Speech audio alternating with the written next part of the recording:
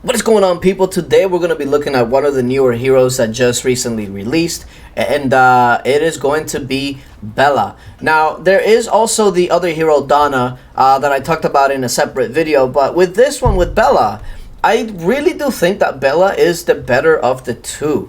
And I'll go into details as to why, but let's take a look and see what she brings to the table. So, when leading a march or garrison, troop health 5%. She is a heavy duty guard, which means guard infantry damage received is minus 2%. And she is an intelligence guard. Now, here's where it gets really interesting. Right off the bat, right, with her guard skills. Deadly Lure. Your troops have a 50% chance of dealing extra damage to enemy troops each round. And it gives your own troops a blessing effect. The damage dealt by your own troops is increased by 5.5% for 2 rounds. Now that's the biggest thing there. It says here that it gives your own troops a blessing effect. If you take a look at the other hero, Donna, it says here if your troops are under a blessing effect, their skill damage dealt is increased by 7%.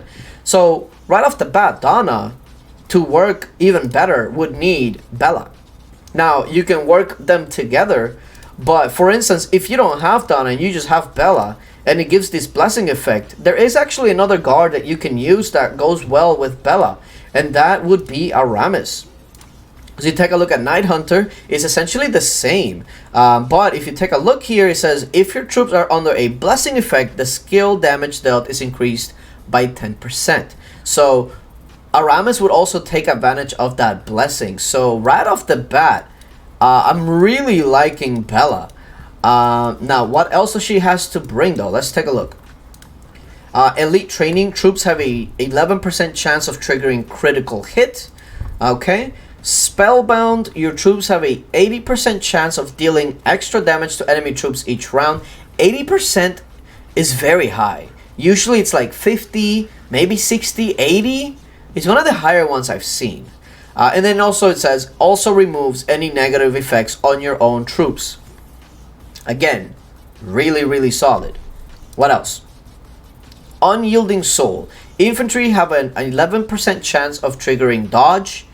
And then Heavy Duty 2, which is the same as her counterpart, Donna, which is grants your infantry the block effect, blocking 20% damage received, increasing survivability, supporting and protecting other units to decrease the probability of death of cavalry and distance troops, and it greatly increases your troop power when you have surviving infantry troops on the battlefield.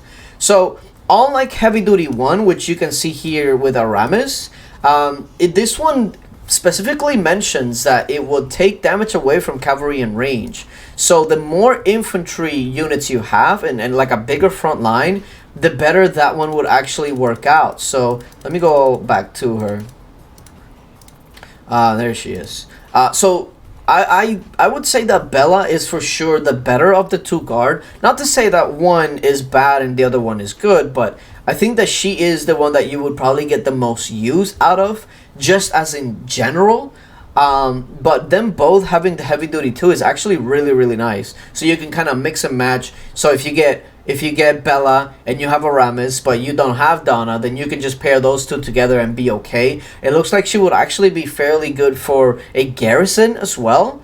So something to keep in mind. I know that there is like specific garrison heroes, and that's one area that I'm kind of a little always confused about, because you have things like Grimoud, but it doesn't seem like he's nearly as good as some of the other ones. So yeah, it's just one of those things that I'm kind of still kind of figuring out, like, okay, well, in my wall, what would be actually best for this?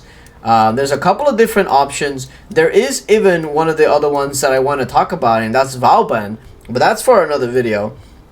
Also, this is very annoying. Lately, whenever you scroll down, for some reason, it scrolls back up by itself, which is, like, why would you do that? Either way, with Bella, she's definitely the one that I would try to get first, or at least if some of you are using the new summoning thing, that, what is it called? Elite chances raised. This is gonna be around. It says limited time for another 4 days. The only downside that I found to this is that there is fragments. And when there are fragments, it could be like, yeah. Now it says tier S guards 80%, but it also says 20% chance to get a powerful infantry guard when you recruit a tier S guard.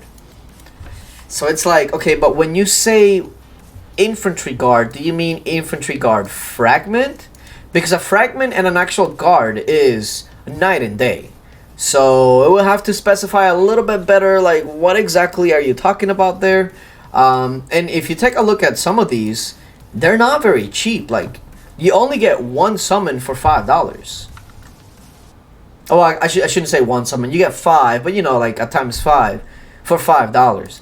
And yeah, for $100, that's not a lot of summons. Now, being 80% gold, it's pretty decent. But yeah, I don't know. Let me know what you guys think so far of these new guards. I'm actually debating if I should get Valbin, because he's one of those that you can't really roll for. You gotta buy him outright. So I don't know. Let me know what you guys think about Valbin. But yeah, appreciate you guys for watching. Let me know what you guys think about these new heroes, and until later, bye.